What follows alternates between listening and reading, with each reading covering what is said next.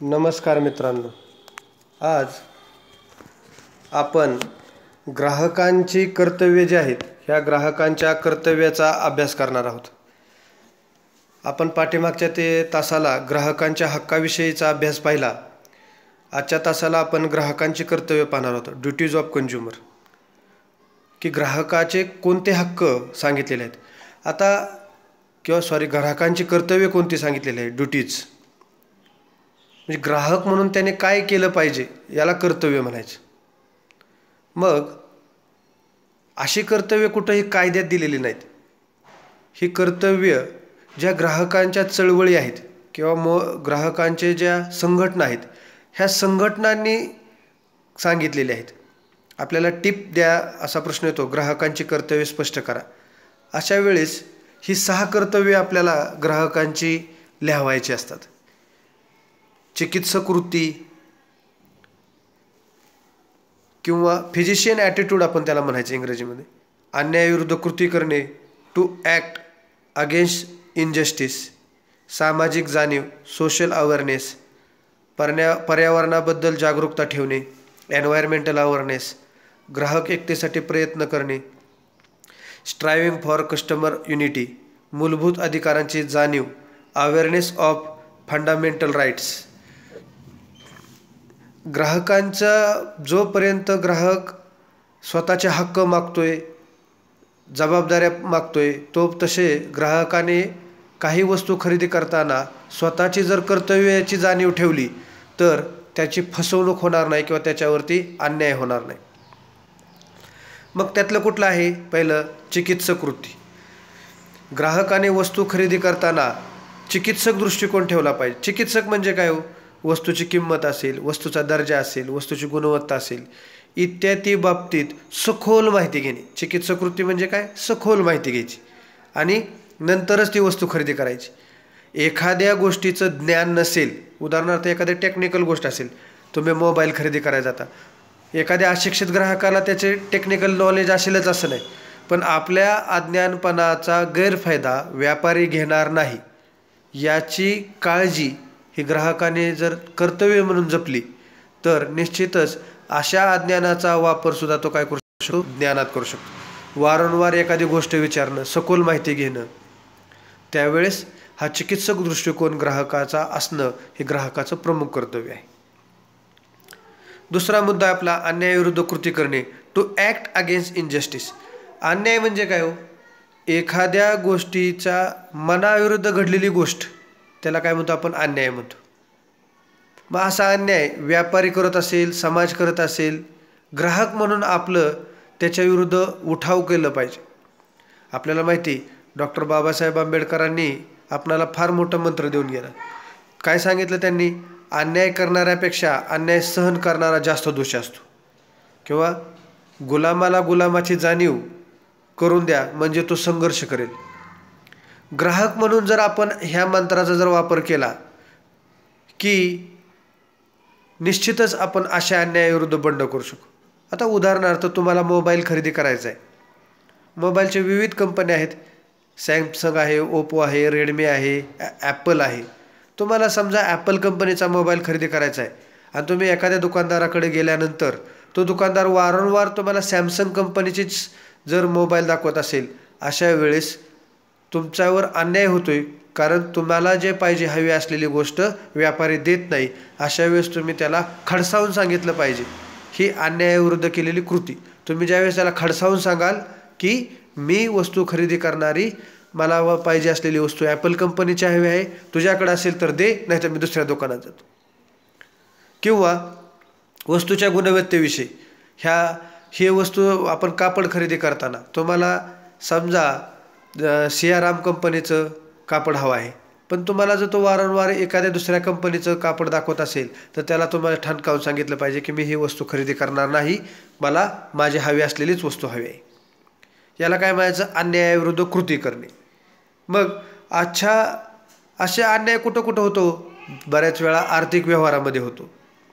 100 रुपयाची वस्तू 80 रुपयाला सांगून ती 80 रुपयाची खोटी वस्तू, नकली वस्तू तुमच्या पदरात टाकायची.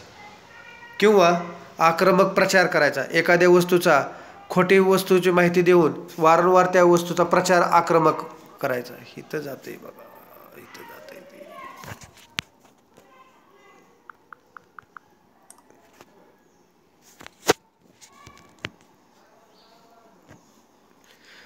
त्या वस्तूचा प्रचार, खोटा प्रचार करून त्याला हे करायचं, ती वस्तू तुमच्या पदरात टाकायची. अशा वेळेस तुम्ही काय केलं पाहिजे? अन्यायाविरुद्ध उठलं पाहिजे, बंड केला पाहिजे.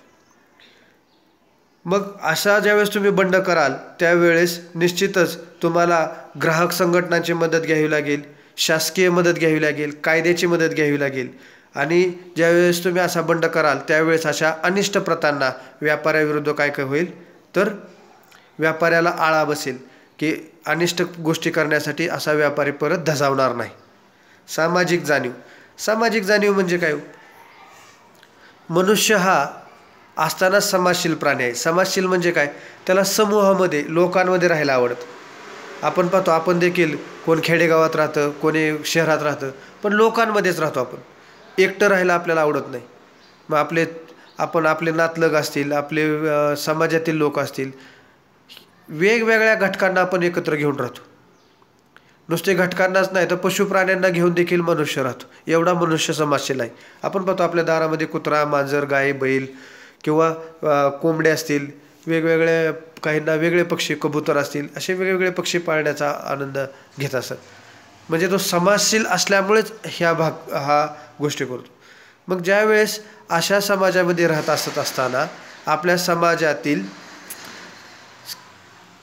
दलित असतील, शोषित असतील, कष्टकरी असतील, कामगार असेल, शेतकरी असेल, यांच्यावरती ते ग्राहक म्हणून जर कोणी व्यापारी अन्याय करत असेल तर ग्राहक म्हणून तुमच्याकडे ती जाणीव असली पाहिजे. तुम्ही अशा समाजाविरुद्ध काय केलं पाहिजे? तर तुम्हाला अशा समाजामध्ये जाणीव निर्माण करून की तुमचे ग्राहक म्हणून असे हक्क आहेत आणि अशा व्यापाऱ्यांविरुद्ध तुम्ही काय केलं पाहिजे? त्या समाजाला बंड करण्यासाठी, संघर्ष करण्यासाठी काय केलं पाहिजे? प्रेरित केलं पाहिजे.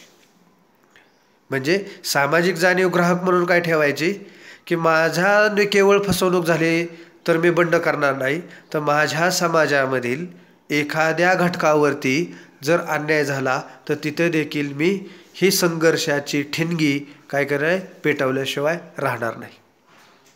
पुढचा आहे पर्यावरणाबद्दल जागरूकता ठेवणे. आता हा घटक तसा जनरल पॉईंट आहे. सगळेच ग्राहकाचे कर्तव्य जे आहेत की तुम्ही हे सगळे अगदी सहज तुमच्या लक्षात येतील असे पॉईंट आहेत. पर्यावरण म्हणजे काय? तर आपण बघतो की जिथं हवा, अन्न, पाणी यांचा जर सर्व ह्या गोष्टी आहेत, नैसर्गिक जे साधनं आहेत त्याला आपण पर्यावरण म्हणतो. आणि ह्या नैसर्गिक साधनांना दूषित झाली की त्याला काय म्हणतो आपण? प्रदूषण म्हणतो. मग प्रदूषण कुठलं होऊ शकतो? हवेचं प्रदूषण आहे, पाण्याचं आहे, अन्न आहे, कचरा आहे, कीटकनाशक आहे, तणनाशक आहे. तर हे सर्व काय आहे? प्रदूषणामध्ये येतात की ज्याचा परिणाम ह्या प्रदूषणाचा व्यक्तीच्या जीवनावर आणि आरोग्यावर होतोय.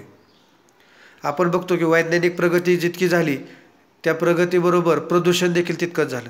आता कोरोनाच्या पार्श्वभूमीवरती हे प्रदूषण आपलं कमी झालं, कमी करू शकलो आपण. आपण पाहिलं की ओझोनसारखा जो पडलेलं छिद्र आहे त्या ओझोनचं छिद्र देखील काय करू की ह्या कोरोनाच्या काळामध्ये पूर्ण काय झालं? बुजलं गेलं. म्हणजे पर्यावरण जाग्यावर आलं. ह्या वर्षी झालेला अतिपाऊस हा देखील काय सांगितलं जातं की प्रदूषण कमी झाल्यामुळंच पावसाचं प्रमाण वाढलं, असं आपण टी व्हीच्या बातम्यांमधून किंवा जे त्याचे तज्ज्ञ आहेत ते सांगताना दिसतात. मग ग्राहक म्हणून पर्यावरणाची जागरूकता काय ठेवता येईल तुम्हाला? की ग्राहक म्हणून मी स्वतः पर्यावरण कायद्याचं संरक्षण करेल. मी प्लॅस्टिक वापरणार नाही, मी सार्वजनिक ठिकाणी थुंकणार नाही, धूम्रपान करणार नाही. मी शेतकरी जर असेल तर मी माझ्या पिकांवर अतितणनाशक औषधं मारणार नाही की जेणेकरून माझा जो ग्राहक खाणार आहे तर तो ग्राहकाला त्या औषधांचा अपाय होणार नाही. निकृष्ट दर्जाच्या वस्तू मी खरेदी करणार नाही, कारण निकृष्ट दर्जाच्या वस्तूंमुळे पर्यावरणाची हानी होते. आपण बघतो चायनाची खेळणी असतात, 10-5 रुपयाला मिळतात, एक दोनदा वापरले की ती खराब होतात आणि नंतर काय होतं? त्याचा प्लॅस्टिक कचऱ्यामध्ये रूपांतर होतो. मग असा कुठलाही कचरा, प्लॅस्टिक कचरा, ई कचरा आपण पाहतो, तर हा कचरा माझ्याकडून होणार नाही की ज्याच्यापासून माझ्या पर्यावरणाला हानी पोचेल आणि त्याचा परिणाम लोकांच्या आरोग्यावर होईल. ह्याची जर मी जाणीव ठेवली तर निश्चितच पर्यावरणाचं संरक्षण होऊ शकेल. पुढचा मुद्दा आहे यातला ग्राहक एकतेसाठी प्रयत्न करणे. ग्राहक एकता म्हणजे काय हो? तर ग्राहकांमध्ये त्याच्या हक्काची जाणीव करणे, त्याच्या अधिकाराची जाणीव करणे, याला ग्राहक एकता म्हणायचं. म्हणजे ग्राहक म्हणून मी केवळ एकटा व्यक्तीच मला हक्क माहिती, मला कायदा माहिती, याचं चालणार नाही. तर मला काय करावं लागेल, माझ्याबरोबर माझ्या समाजामध्ये राहणाऱ्या सर्व ग्राहकांना तुमच्यासाठी असा कायदा केलेला आहे, तुमची जर असं व्यापारी फसवणूक करत असेल तर तुम्ही असा त्याचा वापर करा. असे न्यायमंच आहेत, अशा ठिकाणी अशा संघटना आहेत की तुम्ही तिथे जाऊन काय करू शकता, तुमची फसवणूक झालेली आहे याविरुद्ध आवाज उठवू शकता. हे ग्राहकांमध्ये जाऊन त्याचं शिक्षण दिलं पाहिजे. आपल्याला माहिती आहे डॉक्टर बाबासाहेब आंबेडकरांनी शिका, संघटित व्हा व संघर्ष करा हा मंत्र दिला. जर हा मंत्र तंतोतंत ग्राहकांनी वापरला तर निश्चितच ग्राहकाची संघटना मजबूत होईल, त्याची एकता होऊन त्याच्यामध्ये काय होईल की व्यापाराच्या ज्या अन्यायकारक प्रवृत्ती आहेत त्याच्याविरुद्ध उठाव किंवा संघर्ष करण्याची जाणीव त्याच्यामध्ये निर्माण होईल. आणि निश्चितच अशी जाणीव वाढल्यानंतर कुठलाही व्यापारी अशा ग्राहकाची फसवणूक करणार नाही व परिणामी ग्राहकाला त्याच्या हक्काच्या वस्तू योग्य किमतीत व योग्य वेळेत योग्य सेवेत मिळतील. पुढचा घटक आहे तो मूलभूत अधिकाराची जाणीव ठेवणे. आता मूलभूत अधिकार म्हणजे काय? जरी तुम्ही सक्षम नसाल त्या गोष्टी मिळवण्यासाठी, तरी देखील त्या गोष्टी तुम्हाला कायद्याने शासनाकडून मिळाल्या पाहिजे. मग मूलभूत अधिकार म्हणजे काय? तर माणसाचे 3च मूलभूत अधिकार आहेत: अन्न, वस्त्र आणि निवारा. व्यक्ती जर तो स्वतःच्या ताकदीवर, हिमतीवर जरी त्या गोष्टी मिळवू शकला नाही, तरी देखील तिथल्या राज्यकर्त्याला त्या गोष्टी आपल्या ग्राहकाला किंवा आपल्या समाजातील व्यक्तीला पुरवणं बंधनकारक आहे. तुम्ही पाहता गोरगरीब, विशिष्ट अशा कमी व मर्यादित उत्पन्न असणाऱ्या व्यक्तींना आपल्याकडे राशन मिळतं रेशन दुकानावरती. हा देखील तुमच्या मूलभूत अधिकाराचाच भाग आहे की अन्न जर तो समाजातील गरीब व्यक्ती ज्याचं दरडोई उत्पन्न अतिशय खालावलेलं आहे किंवा कमी आहे, अशा व्यक्तीला ज्यावेळेस 2 वेळच्या अन्नाची भ्रांत निर्माण होऊ शकते, अशा वेळेस सरकारी पातळीवरून त्याला ते अन्न पुरवण्याची जबाबदारी शासनाची आहे. का? तर त्याचं जगणं हा त्याचा मूलभूत अधिकार आहे आणि त्या जगण्याचा प्रमुख घटक कोण आहे? तर अन्न आहे. म्हणून ते घटक पुरवणं सरकारची जबाबदारी आहे. हा मूलभूत अधिकार आहे. याप्रमाणे निवारा देखील. तुम्हाला जर राहायला घर नसेल आणि तुमची जर हिंमत नसेल, तुमची तेवढी आर्थिक ताकद नसेल, तर अशा वेळेस तुम्हाला सरकारी यंत्रणेकडून ते हक्क तुमचा ते घरकुल तो तुम्हाला निवारा मिळवण्याचा अधिकार आहे, मूलभूत अधिकार आहे. आपण पाहतो की घरकुल योजना असेल, म्हाडासारखी योजना असेल किंवा वेगवेगळ्या प्रधानमंत्री आवास योजना आहे की ह्याच्यामधून अशा मदती ज्याला घर नाही त्याला घर या संकल्पनेनुसार अशा मदती सरकारी पातळीवर मिळून तुमची निवारा जो मूलभूत अधिकार आहे हे मिळवण्याचा तुमचा हक्क आहे. मग तुमच्यामध्ये जर ती जाणीव असेल तर त्या जाणीवेनुसार जर तुम्ही काम केलं तर तुम्ही समाजाकडून किंवा शासनाकडून अशा तुमचा हक्क, तुमचा जो मूलभूत हक्क आहे तो तुम्ही मिळवू शकता. अन्न, वस्त्र आणि निवारा. याबरोबर आणखी देखील सांगितलेले आहेत बरं का, आरोग्य, शिक्षण व रोजगार हे देखील तुमचे मूलभूत हक्क आहेत. म्हणून तर आपण बघतो की वेगवेगळ्या सरकारी हॉस्पिटलमध्ये आपण रेशन कार्ड दाखवून विशिष्ट उत्पन्न गटातील व्यक्तीला काय करतात, आरोग्यविषयक अधिकार मिळतात. तुमचा मूलभूत हक्क शिक्षण आहे. तुम्ही पाहता की तुम्हाला शिक्षण घेण्यासाठी जो शिक्षकांचा पगार आहे हे शासन करतं आणि तुम्हाला शिक्षण काय केलं जातं, अत्यल्प किमतीत दिलं जातं. जिथं तुम्हाला स्कॉलरशिप पुरवल्या जातात बघा की तुम्ही स्कॉलरशिप हा देखील तुमचा हक्क सांगितलेला आहे आणि म्हणून तुम्ही शिक्षण घेताना तुम्ही स्वतः जर आर्थिक तरतूद करू शकला नाही तर सरकार तुम्हाला सांगतं की मी तुमची ट्युशन फी भरतो, तुम्ही जाऊन कॉलेजमध्ये प्रवेश घ्या आणि शिका. रोजगार तुम्हाला जर आपण बघतो की सरकारी पातळीवर नोकऱ्या पुरवणं हे देखील सरकारचं काय आहे, काम आहे. सरकारी नोकऱ्या असं नाही, पण रोजगार निर्मिती करणं हे देखील सरकारचं काम आहे. तो तुमचा मूलभूत अधिकार आहे. आजच्या तासाला आपण ग्राहकाची कर्तव्य पाहिली. ग्राहकाच्या कर्तव्यामध्ये चिकित्सक वृत्ती पाहिली. चिकित्सक वृत्ती म्हणजे काय की सखोल अभ्यास पाहिजे की वस्तू खरेदी करत असताना त्या वस्तूची सखोल माहिती घ्यायची. किंमत किती आहे, दर्जा काय आहे, त्याची गुणवत्ता काय आहे, असं जर आपण सखोल माहिती घेऊन ती वस्तू खरेदी केली पाहिजे. अन्यायाविरुद्ध कृती केली पाहिजे. आपल्यावर कोणीतरी आपल्याला खोटी जाहिरात देखून फसवतोय, आपल्याबरोबर आपल्या समाजाला फसवतोय, आक्रमक प्रचार करून आपल्यावर ती वस्तू लादतंय. अशा वेळेस अशा अन्यायाविरुद्ध आपण तो ग्राहकावरती अन्याय समजावायचा आणि त्याच्याविरुद्ध काय केला पाहिजे, आवाज उठवला पाहिजे. सामाजिक जाणीव बघितली की गरीब श्रीमंत, स्त्री पुरुष, लहान मोठा असा कोणताही भेद न करता समाजामध्ये राहणाऱ्या कष्टकरी, कामगार, दीन, शेतकरी वर्ग ह्यांच्यासाठी आपण काय केलं पाहिजे, काम केले पाहिजे. हे माझ्या समाजाचे घटक आहेत आणि त्यांच्या शोषणमुक्तीसाठी चळवळी उभारल्या पाहिजेत. आणि अशा चळवळीमध्ये ग्राहक केंद्रबिंदू मानून जर व्यापाऱ्या, उत्पादक, सेवा संस्थांकडून ग्राहकाची किंवा समाजातील इतर बांधवाची पिळवणूक होणार नाही याची जाणीव आपण काय केली पाहिजे, ठेवली पाहिजे. पर्यावरणाबद्दल जागरूकता की आपण पाहिलं की पर्यावरण हे हवा, पाणी, अन्न, कचरा, कीटकनाशक किंवा तणनाशक इत्यादीपासून होतं आणि असे प्रदूषण जर मी ग्राहक म्हणून जर करणार नाही याची जाणीव ठेवली तर निश्चितच किंवा माझ्या पर्यावरणाचा काय होईल, ऱ्हास होणार नाही. तसेच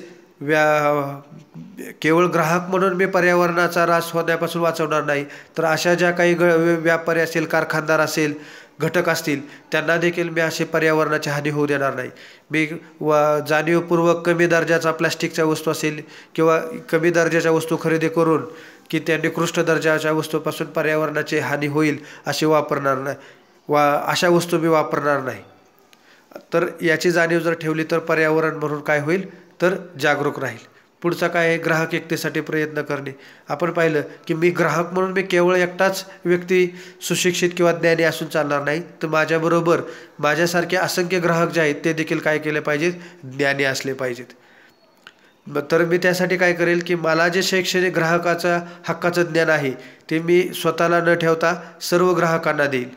एखाद्या व्यापारी जर सेम वस्तूची फसवणूक करत असेल तर ग्राहकाचं काय करेल, मंच तयार करून अशा व्यापाऱ्याविरुद्ध काय करेल, उठाव करेल. सर्व ग्राहकांना एकत्र करून बंड करेल. त्यांच्यामध्ये त्या अन्यायाविरुद्ध कशा पद्धतीने तक्रार दाखल करायची, त्याचे हक्क काय आहेत याची जाणीव करेल. आणि मूलभूत अधिकाराची जाणीव, ग्राहक म्हणून, व्यक्ती म्हणून माझे काही मूलभूत अधिकार आहेत. अन्न, वस्त्र, निवारा ह्या माझ्या प्रमुख गरजा आहेत आणि ह्या गरजा मला मिळवण्यासाठी मी शासन असेल किंवा व्यापारी असेल यांच्याकडून काय करेल की निश्चितच मी अशा वस्तू काय करेल त्यांच्याकडून मिळवून घेईल. तर ह्या सर्व 6 घटकांचा आपण अभ्यास आजच्या तासाला पाहिला. पुढच्या तासाला आपण काय पाहणार आहोत तर रिस्पॉन्सिबिलिटी ऑफ कंझ्युमर, जबाबदाऱ्या आपण कंझ्युमरच्या पाहणार आहोत. त्या देखील 5 जबाबदाऱ्या आपण पाहणार आहोत.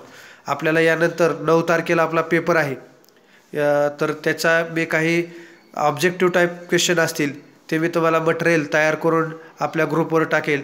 शक्यतो काही मुलांचे असे म्हणणं आहे की जे आपलं क्लासरूमला आहे, क्लासरूमला लिंक ओपन होत नाहीत. तर बऱ्याच वेळा नेटच्या प्रॉब्लेममुळे असं होऊ शकतं. तर टेलिग्रामची जी लिंक आहे किंवा आपला जो यूट्यूबला याचं रूपांतर होतं आहे तर यूट्यूबला याचा माझा हा लेक्चर तुम्ही पाहू शकाल आणि त्याची माहिती घेऊ शकाल.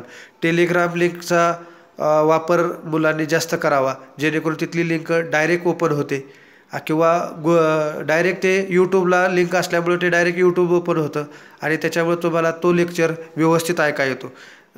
तर असा विद्यार्थ्यांनी डायरेक्ट क्लासरूमला जाऊन तिथं माझी लिंक ओपन न करता टेलिग्रामला जाऊन जर लिंक ओपन केली तर त्याचा जास्त फायदा होतो आहे असं मला विद्यार्थ्यांकडून देखील सांगण्यात येतं आहे आणि मी देखील तुम्हाला तेच आवाहन करतो आहे. धन्यवाद.